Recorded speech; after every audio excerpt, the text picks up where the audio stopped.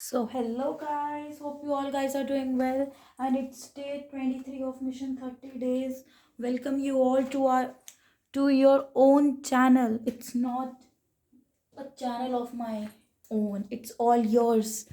And without wasting your time, we'll continue with the same topic we end in the mid of the session yesterday. बेटा जी हमने पढ़ा ये balance sheet को, ठीक है। अब हमने पढ़ना है कि इस बैलेंस शीट को करना कैसे है, ठीक है। हमने यहीं से कंटिन्यू करना है। मैं आपको कल बोल रही थी बेटा कि जब कुछ भी आपको इस बैलेंस शीट को करना कैसे है, you just have to maintain और just have to prepare this companies balance sheet like this. इसका फॉर्मेट लिख देना, इक्विटी एंड लाइबिलिटी, एसएनसी का रूल याद रखना है, share holder fund, non current liability and current liability. फिर एसेट में आके एनसी का रूल याद रखना है, non current liability and non current asset and current asset का रूल, ठीक है। आफ्टरवर्ड्स हमने उसके अंदर जो भी मैंने आपको डाटा बताया वो सब डाल देना है। वो बनाने के बाद हमें नोट्स टू अकाउंट बनाना पड़ता है। इसको आप ये कह सकते हो, जो हम पार्टनरशिप में वर्किंग नोट लेके चलते थे ना, वैसे ये इस बैलेंस शीट का वर्किंग नोट होता है, बट इसको वर्किंग नोट नहीं, नोट्स टू अकाउंट्स कहा जाता है, ठीक है बेटा। अब इसमें करना क्या है कि आपको क्वेश्चन में दिया गया है कि इक्विटी शेयर कैपिटल और प्रेफरेंस शेयर कैपिटल। अब आपके माइंड में आएगा, अगर आपको पता होगा तभी आपके माइंड में आएगा कि इक्विटी शेयर कैपिटल किस में आनी चाहिए, प्रेफरेंस शेयर कैपिटल। तो आप आंखें बंद करोगे और सोचोगे कि ये आएगी बेटा शेयर कैपिटल में। किस में आएगी? शेयर कैपिटल में। अब आप सिंपल इसको क्या करोगे, लिखोगे यहाँ पे शेयर कैपिटल, अंदर इसके लिख दोगे आप equity share capital and preference share capital, जितनी होगी डिटेल में डाल के टोटल करके आउटर कॉलम में अमाउंट। मतलब कि शेयर कैपिटल टोटल कितना आया आपका, ये इन दोनों को करके। फिर इधर लिखोगे वर्किंग नोट 1 में आपने बताया कि ये आंसर आया। सेकंड में आपको सपोज क्वेश्चन में दिया गया है कैपिटल रिडम्पशन रिजर्व और any kind of general reserve कह लो आप, आपको गिवन है कैपिटल रिडम्पशन रिजर्व और जनरल रिजर्व। अब आप सोच रहे हो ये आएगा कहाँ पे, किसके अंडर आएगा? रिजर्व सरप्लस के, क्योंकि रिजर्व लिखा है तो आप सिंपली यहाँ पे लिखोगे इसका क्या बोलते हैं, head reserves and surplus notes to account में। देन अंडरलाइन करोगे सिंपली, इसके अंदर लिखोगे सबसे पहले जनरल रिजर्व्स आपको गिवन है, ठीक है। मैं ये आपको एग्जांपल दे रही हूँ, क्वेश्चन होगा कैसे। अमाउंट को तो कुछ नहीं करना, अमाउंट जो है बस वही पुट करनी है, बस आपको ये पता होना चाहिए कौन सी आइटम किस हेड के अंदर आएगी, and that will be the main criteria of doing this kind of companies balance sheet.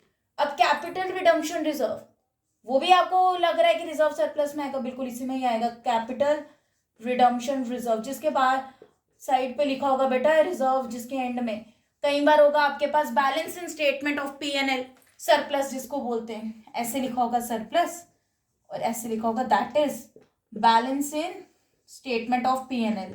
It means ये भी एक प्रॉफिट लॉस जो भी आ रहा है वो भी रिजर्व सरप्लस में जाएगा। यहाँ डाल के इनकी पर्टिकुलर जो भी अमाउंट है टोटल मार के इसका आउटर कॉलम में लिख दोगे डबल लाइन से क्लोज। तो कितना आ गया आपके पास अब रिजर्व सरप्लस का एक्चुअल नेट निकल के, this one your net for reserve and surplus. यहाँ लिखोगे वर्किंग नोट 2 में निकाला रिजर्व सरप्लस 2 लिख के जितनी अमाउंट आई आपके आउटर कॉलम में ये आप यहाँ पे ट्रांसफर करोगे, सिंपल। अब कई बार आपको दिया होगा 10% डिबेंचर्स, बॉन्ड्स, कि कोई भी टाइप की लॉन्ग टर्म बोरिंग, ये सब क्या है, लॉन्ग टर्म बोरिंग्स होते हैं। जो लॉन्ग टर्म बोरिंग्स कौन सी, नॉन करंट लाइबिलिटीज की, वो होती हैं बेटा जो हम रिडीम करते हैं, रीपे करते हैं आफ्टर 5 ईयर्स। तो ये लॉन्ग टर्म, लंबे समय के लिए। तो आपको फॉर एग्जाम्पल गिवन है क्वेश्चन में 10% डिवेंचर्स, बॉन्ड्स, ये सब। अब आपको लग रहा है कहाँ आएगा, ये लॉन्ग टर्म बोरिंग्स में आएगा। यहाँ लिखोगे अच्छा ये लॉन्ग टर्म बोरिंग का पार्ट है, लिखोगे लॉन्ग टर्म बोरिंग्स, ठीक है। इसका हेड इसके अंडर लिख दोगे आप क्या क्या है, 10% डिवेंचर्स आपको मेंशन है, आपको बॉन्ड्स गिवन है, और भी जो आपने डिटेल में पढ़े हैं ये सब हेड मेजर हेड, ठीक है। इसका आउटर कॉलम में लिख दोगे। अब आप देखोगे कितना आया लॉन्ग टर्म बोरिंग्स का, थोड़ा यहाँ पे कर लेना, ठीक है बच्चे। अब आ जाओगे यहाँ पे नोट नंबर 3 में निकाला आपने, यहाँ टोटल मार दोगे ट्रांसफर। अब डेफर्ड आपके पास सपोज ये तो है ही नहीं आपके सिलेबस में, ठीक है। अगर आ भी जाता और उसकी कोई अमाउंट नहीं है, क्वेश्चन में कहीं नहीं है, लिख भी दोगे तो उसको नीली लिखोगे, या फिर सिंपल ऐसे हाइफन डाल सकते हो आप, ठीक है। फिर लॉन्ग टर्म प्रोविजन में सपोज आपको क्वेश्चन में कुछ नहीं गिवन है तो यहाँ पे भी नील लिख दोगे, अदरवाइज इनको लिखोगे ही नहीं आप। अदरवाइज क्या करोगे, इन दोनों को लिखोगे ही नहीं आपकी अगर क्वेश्चन में नहीं है तो, वरना नील लिख दो। अदर नॉन करंट लाइबिलिटीज में क्या क्या आ सकता है, कैन एनीबॉडी टेल मी क्या क्या आ सकता है अदर नॉन करंट लाइबिलिटी में बेटा?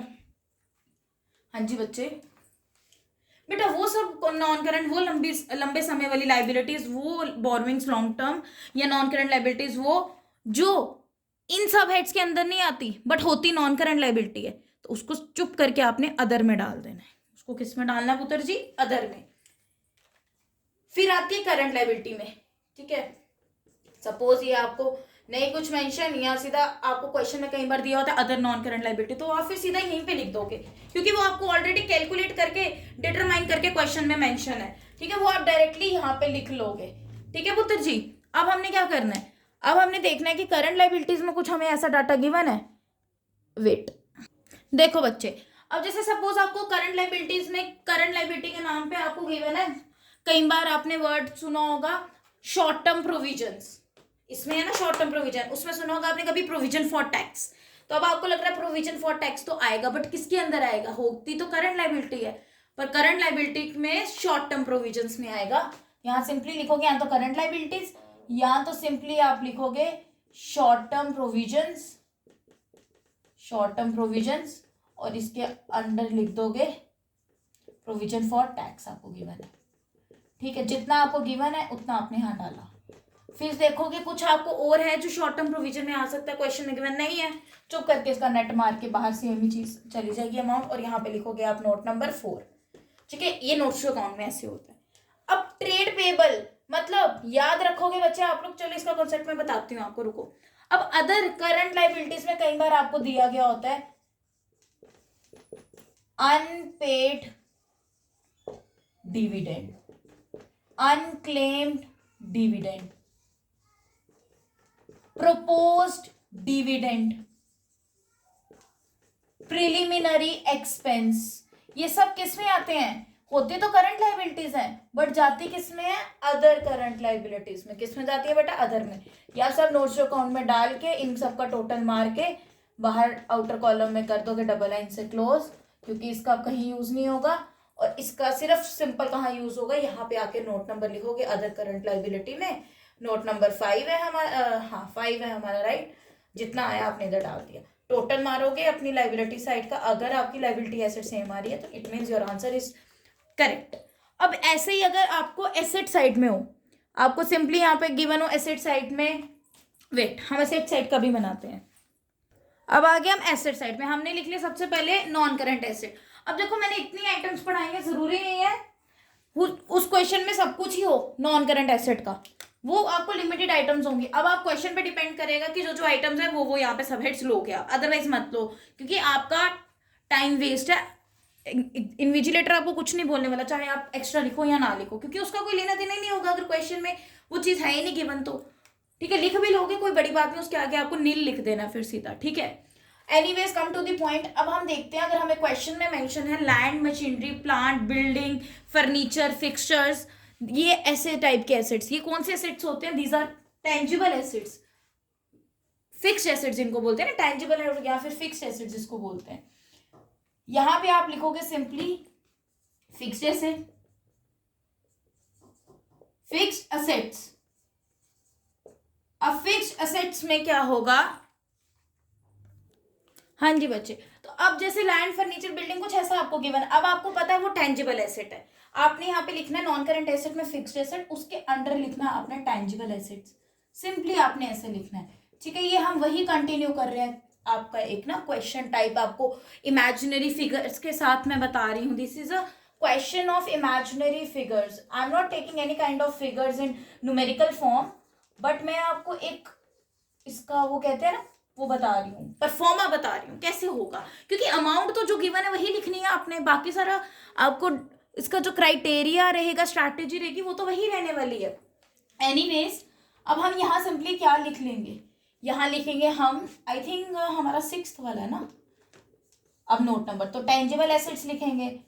अब टेंजिबल एसेट्स में आप क्या लिखोगे? अब आप लिखोगे टेंजिबल एसेट में कि आपको गिवन है क्वेश्चन में लैंड एंड बिल्डिंग, देन आपको मेंशन है क्वेश्चन में furniture and fixtures, furniture and fixtures, then afterwards आपको गिवन है प्लांट एंड मशीनरी, ठीक है। और भी बहुत टाइप के होते हैं हमारे पास टेंजिबल एसेट्स, फिक्स्ड एसेट जो डिप्रिशिएट या अप्रिशिएट होते हैं, ठीक है।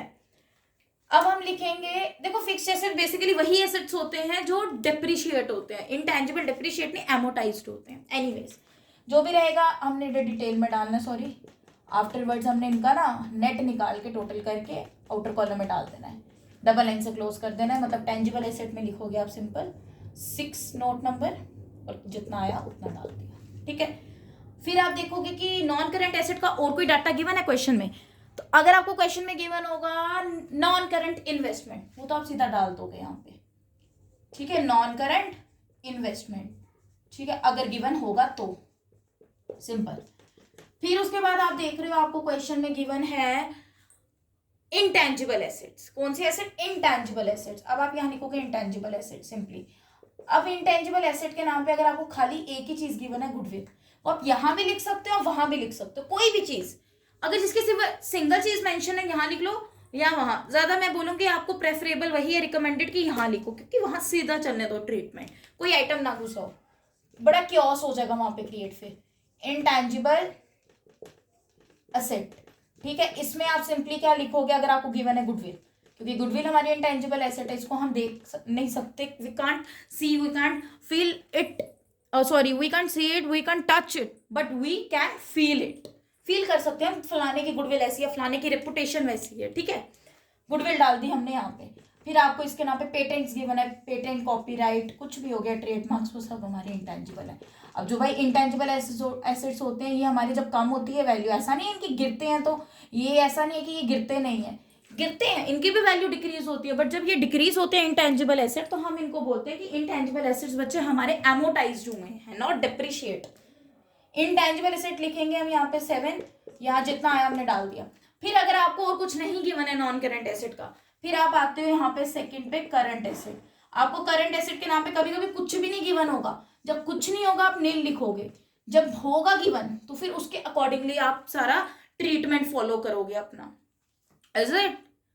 फिर देख लो जैसे हम आ जाते हैं अपना, किस पे आ जाए, देखो इसके बाद हमने आना है अपना करंट एसेट में कोई पर्टिकुलर चीज उठा लेते हैं, लूज टूल्स अगर आपको गिवन है तो लूज टूल्स आप सिंपली लिखोगे इन्वेंट्रीज जो होती है ना, उसके अंदर हमारा स्टॉक या लूज टूल्स आते हैं।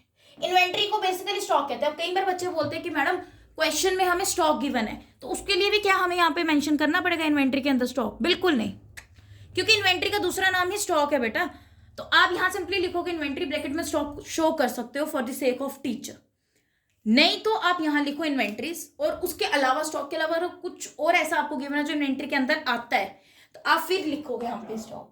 अगर आपको लगता है कि और कोई अनदर थिंग है जो आ सकती है इन्वेंट्री में, क्वेश्चन में मेंशन है और स्टॉक भी गिवन है, फिर स्टॉक यहाँ लिखो और उसके साथ जो और गिवन है वो लिखो। अदरवाइज सिर्फ स्टॉक गिवन है इन्वेंट्री के नाम पे, तो फिर आप स्टॉक को ही लिख दो, इन्वेंट्री लिख के ना ऐसे लिखोगे इन्वेंट्री, इन्वेंट्रीज, क्योंकि ये ऑलरेडी बैलेंस शीट का पार्ट है इन्वेंट्रीज, और इसके ब्रैकेट में स्टॉक शो कर दोगे। नहीं तो और कुछ भी अगर आपको मेंशन है, जैसे फॉर एग्जांपल लूज टूल्स वगैरह, तो आप यहाँ फिर लिखोगे, फिर आप ये बनाओगे नोट्स टू अकाउंट इन्वेंट्री के लिए, और यहाँ लिखोगे 2 चीज हमें गिवन है, ठीक है। फिर कोई फायदा भी हो ना बनाने का, ये सिर्फ स्टॉक के लिए यहाँ पे मैंने आपको बताया है कि ये ट्रीटमेंट कर सकते हो आप, अदरवाइज इट्स योर चॉइस। अगर आपको ज्यादा फालतू का टाइम है तो आप कर सकते हो वेस्ट, ठीक है। सिंपली लिखोगे इन्वेंट्रीज, कितना आ गया वहां पे आपके पास, नोट नंबर 8। अब कुछ नहीं आपको गिवन, अब आपने सिंपली क्या करना है टोटल, क्योंकि इसके बाद कुछ नहीं होता। अगर आपको गिवन है cash in hand, cash at bank, वो आप कैश एंड कैश इक्विवेलेंट में मेंशन कर सकते हो, ठीक है। देखो बच्चे, अब ना देखो मैं आपको सब हेड्स बताऊंगी कि इस चैप्टर में से आता क्या, एक बैलेंस शीट के अलावा आने के किसके ज्यादा चांसेस है, एमसीक्यूज में आ सकते हैं आपको मेजर हेड, सब हेड वगैरह, ठीक है। हम सिंपली यहाँ पे लिखेंगे अब आपको क्वेश्चन करना कैसे है, आपको एक लिस्ट में प्रोवाइड करूंगी आइटम्स, फिर यहाँ पे रहेगा मेजर हेड्स, ठीक है, फिर यहाँ पे रहेगा आपके पास सब हेड्स, या पहले सब हेड लिख लो आफ्टरवर्ड्स आप मेजर हेड लिख लो, ठीक है। इट्स योर चॉइस, इसको हम मेजर हेडिंग्स और सब हेडिंग्स भी बोलते हैं, और मेजर हेड्स और सब हेड्स भी बोलते हैं। अब आपको पता चलेगा जो मैडम ने इतना आपको लेखा जोखा दिया है वो किया क्या बेसिकली। देखो इसके बाद ना मैं आपको 1-2 दिन में एक वीडियो, एक शॉर्ट में आपके साथ एक वीडियो शेयर करूंगी, उसमें हम ये लिस्ट को क्लियर करेंगे सारे सब हेड्स मेजर हेड्स को, ठीक है। अभी मैं आपको ओवरव्यू दूंगी कि आपको पता लग जाए कि करना क्या है। क्वेश्चन में आपको आ जाएगा classify the following items into their सब एंड मेजर हेडिंग्स। अब आपने इस क्वेश्चन को सॉल्व कैसे करना है, आइटम्स, सब हेड्स, मेजर हेड्स बना देने हैं। ठीक है। उसके बाद आपने इस क्वेश्चन में शो क्या चीज करनी है, सबसे पहले जो आपको आइटम्स गिवन है क्वेश्चन में, ठीक है। आप सपोज आपको गिवन है क्वेश्चन में पहली आइटम लिख लो आप, जैसे आपको मेंशन है, अभी सारी मैंने इतनी आइटम्स आपको बताई थी। लूज टूल्स, क्या ले लें, लूज टूल्स, अगर आपको गिवन है क्वेश्चन में, क्या ले लें, लूज टूल्स। फिर उसके बाद अगर आपको कोई एक आइटम गिवन है अनपेड डिविडेंड, देन आफ्टरवर्ड्स आपको गिवन है provision for tax, provision for tax, ठीक है, ठीक है जी। फिर 10% डिबेंचर्स, फिर आपको गिवन है सपोज प्रोपोज्ड डिविडेंड, ठीक है। फिर आपको गिवन है क्या बता सके आपको, सोचो जी सोचो, आप भी सोचो हम भी सोचेंगे, कोई ये सेट भी लेके चले ना। अब हम आ जाएंगे जैसे लैंड एंड बिल्डिंग, ठीक है जी। देन सिंपल इन्वेस्टमेंट्स गिवन है आपको, फिर आपके पास आएगा कैश एट बैंक और cash in hand, same treatment रहता है दोनों का, ठीक है जी। 8 9 कर लेंगे, यहाँ लिखेंगे हम, let me think क्या करें, क्या लिखें यहाँ पे, हम लिखेंगे यहाँ पे, हमने वर्ड सुना होगा बहुत बार, डेटर्स या सन्ड्री डेटर्स, खाली डेटर्स भी होता है और सन्ड्री डेटर्स भी होते हैं। ये तो अभी कुछ भी नहीं है बेटा, कुछ भी नहीं है, बहुत ज्यादा होते हैं। मैं लिस्ट शेयर करूंगी आपके साथ, ठीक है, in the coming days I will share definitely. अब सपोज हमारे पास ये 10 आइटम्स गिवन है क्वेश्चन में और हमें ये क्वेश्चन सॉल्व करना है, तो क्या प्रोसेस रहेगा, वो प्रोसेस ऐसे ही रहेगा। हमें शो करना है सबसे पहले आइटम्स का कॉलम, सब हेड्स का और मेजर हेड्स का। बेटा ये आप पे डिपेंड कर रहा है, आप चाहे पहले बनाओ, आइटम्स तो पहले बनेगी, there is no doubt in that. उसके बाद चाहे आप मेजर का बना लो पहले या सब का बना लो, आपकी मर्जी है, ठीक है। आपने करना क्या बच्चा जी, सब है। अब ऐसा आपको ना पता होना चाहिए, अब लूज टूल्स किस में आ सकते हैं, मैंने अभी आपको भी बताया था जस्ट, लूज टूल्स मैंने बोला आपको आ सकते हैं किस में, बताओ बताओ पुत्र जी। मैंने बोला कि शायद बेटा आपके लूज टूल्स आएंगे आपके इन्वेंट्रीज में, बोला था। अब जो इन्वेंट्रीज रहेगी वो सब हेड होगा कि मेजर हेड होगा, वो बेटा सब हेड होगा, क्योंकि इन्वेंट्री का मेजर हेड क्या है, क्योंकि इन्वेंट्री का भी एक हेड है, वो है करंट एसेट। लूज टूल का हेड हो गया इन्वेंट्री का हेड हो गया करंट एसेट, मतलब बाप का बाप। क्या बात याद रखनी है, बाप का बाप। आप ऐसे हमेशा बना के आना पेपर में, कभी नहीं भूलोगे, ये ट्रिक याद रखना। कौन सी ट्रिक, बाप का बाप, मतलब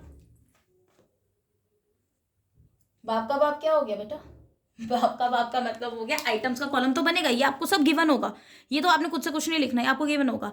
अब इसके आगे कॉलम कैसे बनाने, बाप का बाप, कभी कंफ्यूजन ही नहीं होगी कि ये सब हेड क्या और मेजर हेड क्या है, क्योंकि सब हेड में आ जाएगा बाप, फिर मेजर हेड में उसका बाप, मतलब ये हमारे पापा, वो हमारे दादाजी, ठीक है। This column is for your father and this column is for your grand father, the father of your father, ठीक है, बाप का बाप, ठीक है जी, समझ गए। ये बेटा, ये उसका बाप, ये इसका बाप, बेटे का बाप, बाप का बाप, समझे मेरी बात, कबाब नहीं बनाते ना बाप बाप करते करते आप लोग, ठीक है। चलो बढ़ते हैं। अब अनपेड डिविडेंड भी मैंने आपको बताया था किस में आता है, किस में आने के चांसेस हैं अनपेड डिविडेंड के बेटा जी, हाँ जी बताओ बच्चे। इसके चांसेस हैं बेटा आपके अदर करंट लाइबिलिटी, तो सब हेड क्या हो गया, इसका बाप कौन हो गया, other current liability. Other current liability का बाप कौन हो गया बच्चा, करंट लाइबिलिटी, ठीक है।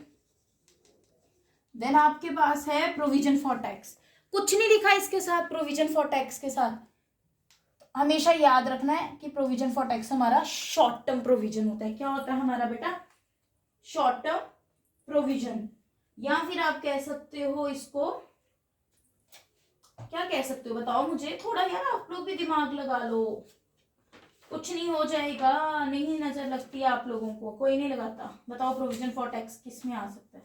शाबाश, कम ऑन, काइंडली आंसर बच्चे। ऐसे चुप करके रहोगे तो कैसे आएगा आपको?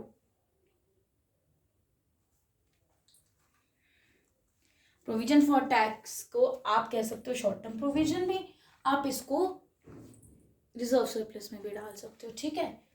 सिंपली यहाँ पे लिख दोगे आप इसको, सब हेड क्या आएगा इसका?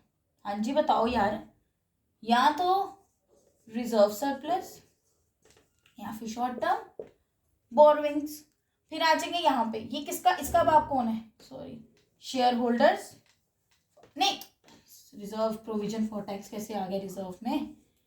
प्रोविजन का मैंने आपको बताया तो था अभी, ये प्रोविजन फॉर टैक्स है तो शॉर्ट टर्म प्रोविजन, ठीक है जी।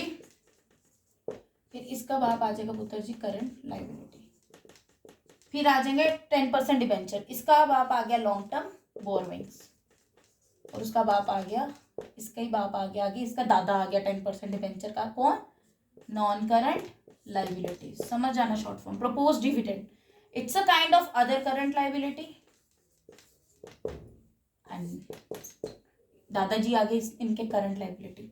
लैंड बिल्डिंग आगे टेंजिबल एसेट या फिक्स एसेट भी कह सकते हो, फिक्स्ड एसेट भी कह सकते हो या टेंजिबल भी कह सकते हो। अब कोई बोलेगा मैम अगर हम टेंजिबल लिखेंगे तो उसका बाप तो फिक्स्ड एसेट है ना, फिक्स टेंजिबल एक ही चीज है बेटा, फिक्स्ड और टेंजिबल एसेट एक ही चीज है, इनका बाप है नॉन करंट एसेट्स। इन्वेस्टमेंट, खाली इन्वेस्टमेंट लिखा है, दो टाइप की इन्वेस्टमेंट है आपके पास, करंट और नॉन करंट। अब सिंपल आपको इन्वेस्टमेंट लिख के दिया, आप क्या मान के चलोगे, क्या गिवन है आपको? आपको लॉन्ग टर्म है, शॉर्ट टर्म होगी तो मेंशन होगा, लॉन्ग टर्म इन्वेस्टमेंट को आप नॉन करंट इन्वेस्टमेंट भी लिख सकते हो, ठीक है, नॉन करंट इन्वेस्टमेंट, ठीक है। और यहाँ आ जाएंगे non current assets. Cash at bank क्या हो गया आपका, या कैश इन हैंड, इसका हो गया बेटा कैश एंड कैश इक्विवेलेंट। चाहे आपको कैश एट बैंक आए चाहे आपको कैश इन हैंड आए, ये आपके पास किस, इनका सब हेड क्या होता है? कैश एंड कैश इक्विवेलेंट, और मेजर हेड करंट एसेट्स, ठीक है। सन्ड्री डेटर्स, बड़ा इंपॉर्टेंट पॉइंट है, याद रखना। डेटर्स मतलब हु आर द डेटर्स, कौन होते हैं डेटर्स? डेटर्स वो होते हैं जिनको हमने उधार पे बेचा होता है, जिसको हमने, डेटर्स कौन है आपको पता है, आपने पढ़ा है बच्चे क्लास 11th में। हमने हमने हिंदी में लिखूंगी भाई, दिया है उधार पे, इसको क्रेडिट लिख सकते हो, क्रेडिट पे दी है या फिर उधार पे दी है, ठीक है, हिंदी लिखेंगे शुद्ध, मेरा भारत महान। उधार पे दी है, बट वही क्रेडिटर्स की बात आएगी बेटा, सन्ड्री क्रेडिटर, सन्ड्री डेटर, या खाली डेटर या खाली क्रेडिटर सेम चीज है, कुछ इसमें डिफरेंस नहीं होता सन्ड्री वर्ड लगने से, ठीक है। ये हो गए कि हमें क्रेडिटर्स कौन हो गए, उधार मिला है, ये चीज याद रखनी है भाई आप लोगों ने, मैं हाईलाइट कर देती हूँ कि क्रेडिटर्स कौन है, जिन्होंने हमें उधार दी है, डेटर्स कौन है, जिनको हमने उधार दी है। अब थोड़ा दिमाग लगा लो, डेटर्स फिर एसेट होगी कि लाइबिलिटी होगी? जिनको हमने उधार पे दिया, मतलब उन्होंने फ्यूचर में हमें पे करना है, तो वो हमारे एसेट हो गए, फ्यूचर में जो भी पे करते हैं हम, वो हमारा एसेट बन जाता है। तो सन्ड्री डेटर्स कौन हो गए, ये याद रखना, ये किसके अंदर आते हैं हमेशा, जो मैंने आपको करंट एसेट में ट्रेड रिसीवेबल कराया या जिसको बिल रिसीवेबल बोलते हैं, वो इसका सब हेड होता है, ट्रेड आइदर बिल्स रिसीवेबल, ठीक है जी। फिर यहाँ आ जाएंगे ट्रेड या बिल रिसीवेबल किसके अंडर आता है, करंट एसेट में। फिर सन्ड्री क्रेडिटर, अगर डेटर्स हमारे ट्रेड या बिल रिसीवेबल है तो क्रेडिटर पेएबल होंगे, और यूजुअली ट्रेड या बिल्स पेएबल, बच्चा ट्रेड या बिल्स पेएबल, ठीक है। और यहाँ पे लिख देंगे हम मेजर हेड इसका करंट लाइबिलिटी, ठीक है। यहाँ तक किसी को doubt? Then kindly let me know in the comment section. नहीं, आगे बढ़ते हैं। यहाँ पे हमारा ये सब हेड वाला टॉपिक खत्म हो गया, बैलेंस शीट। ये मैं आपको डिटेल वीडियो शेयर करूंगी, इस पे पूरे इस पे ही वो होगी, ठीक है, वो करेंगे हम, ये लिस्ट इसकी सब हेड मेजर हेड वाली। अब हम पढ़ेंगे बेटा, इसमें क्या पढ़ेंगे, स्टेटमेंट ऑफ प्रॉफिट लॉस, खाली स्टेटमेंट ऑफ प्रॉफिट लॉस। कोई बता सकता, आता है किसी को? कंपैरेटिव नॉ या कॉमन साइज जो बोलते हैं ना, बड़ा इजी होता है, अब वही पढ़ेंगे। सबसे पहले उसमें आता है हमारे पास स्टेटमेंट ऑफ प्रॉफिट लॉस, इसको हम बच्चा इनकम स्टेटमेंट भी कह सकते हैं, प्रॉफिट एंड लॉस, इसको we can also say that income statement बनाएंगे। अब इसका फॉर्मेट वो कैसे बनता है देखो, पर्टिकुलर्स, ठीक है, नोट नंबर, अमाउंट, ठीक है जी। सबसे पहले हमारे पास आता है revenue from operations, revenue from operations, ठीक है। फिर आता है हमारे पास बेटा अदर इनकम्स, जिसको इनकम्स को हम रेवेन्यू भी बोलते हैं, अदर इनकम, ठीक है, जिसको हम रेवेन्यू भी बोलते हैं। हमारे पास क्या निकल के आ जाएगा, टोटल रेवेन्यू या टोटल इनकम कैसे निकलेगी, ये 1+2 करके, ठीक है। थर्ड पार्ट मिल गया हमें। फोर्थ पार्ट में हमारे पास आते हैं एक्सपेंसेस। अब एक्सपेंसेस हमारे पास बहुत टाइप के होते हैं, इसमें सबसे पहले आ जाते हैं cost of material consumed, cost of materials, cost of बच्चा मटेरियल्स कंज्यूम्ड, डेप्रिसिएशन आ जाता है, डेप्रिसिएशन कौन से एसेट्स पे होती है, फिक्स्ड एसेट्स पे, डेप्रिसिएशन ऑन फिक्स्ड एसेट्स। फिर आता है हमारे पास एमोटाइजेशन, एमोटाइज देखो मतलब हिंदी में दोनों का एक ही है कि गिर रही है वैल्यू, डेप्रिसिएशन में भी गिर रही है, एमोटाइजेशन में भी गिर रही है, बट फर्क ये है कि डेप्रिसिएशन में जो वैल्यू गिर रही है वो फिक्स्ड एसेट की गिर रही है। डेप्रिशिएट कौन से एसेट होते हैं, सिर्फ fixed asset which can be touch, which can be seen and which can be feel also.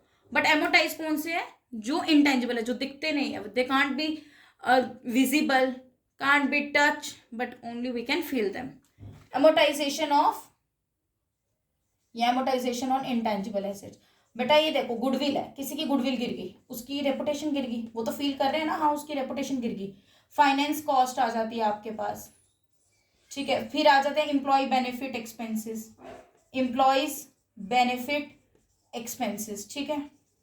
और भी बड़े होते हैं आपके पास, कोई और बताना चाहे मुझे तो बताएं प्लीज। और होते हैं change in inventory, change in inventories of finished goods, work in progress, stock in trade, stock in trade, ठीक है, वर्क इन प्रोग्रेस, ठीक है, ये सब होता है।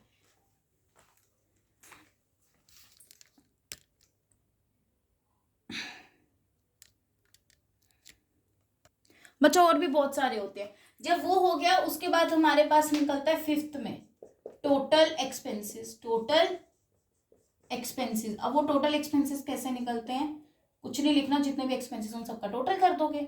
सिक्स्थ आपका निकलेगा प्रॉफिट बिफोर टैक्स, टैक्स पे करने से पहले का प्रॉफिट निकलेगा आपके पास, ठीक है जी, प्रॉफिट बिफोर टैक्स। अब प्रॉफिट बिफोर टैक्स कैसे निकलेगा, जब आप मानो कोई बिजनेस कर रहे हो, आप लोग क्या कर रहे हो पुत्र जी, बिजनेस कर रहे हो।